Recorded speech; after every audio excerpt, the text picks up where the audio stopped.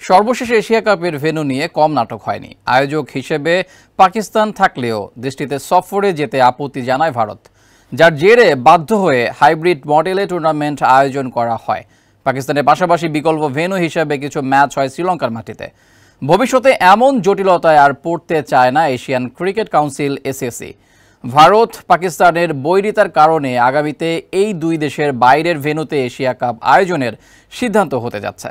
ভারতীয় ক্রিকেট বিষয়ক ওয়েবসাইট ক্রিকবাজ জানিয়েছে, আগামী মাসে 4 থেকে 8 বছরের জন্য এশিয়া কাপের মিডিয়া সত্ত্ব নিয়ে বিড করার পরিকল্পনা করতে যাচ্ছে এসএসি। এখানেই আয়োজক নির্ধারক নিয়ে হবে সিদ্ধান্ত। ভারত পাকিস্তানের বৈরিতার কারণে আগামীতে এই দুই দেশের বাইরের ভেন্যুতে এশিয়া কাপ আয়োজনের সিদ্ধান্ত হতে যাচ্ছে। যমুনায় চলছে ডাবল খুশি অফার। এই ঈদে যমুনার পণ্য কিনলেন তো জিতলেন। ভারত পাকিস্তানের রাজনৈতিক বৈরিতায় দীর্ঘদিন ধরে বন্ধ রয়েছে দুই দলের মধ্যকার দ্বিপাক্ষিক সিরিজ। আইসিসির ইভেন্ট বা এশিয়া কাপ ছাড়া দুই দলের মুখোমুখি লড়াই দেখা যায় না। এছাড়া ভারতের আপত্তির কারণে পাকিস্তানও এককভাবে কোনো টুর্নামেন্ট আয়োজন করতে পারছে না।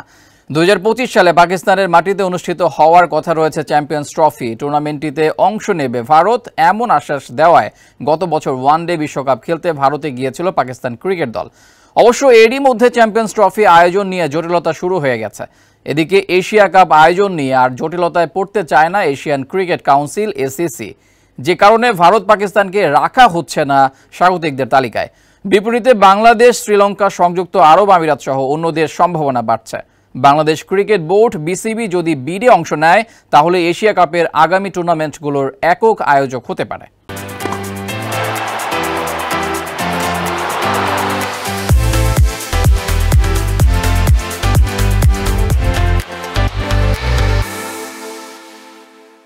খেলাধুলার আরও খবর জানতে চোখ রাখুন কালবেলার ফেসবুক পেজ এবং ইউটিউব চ্যানেলে।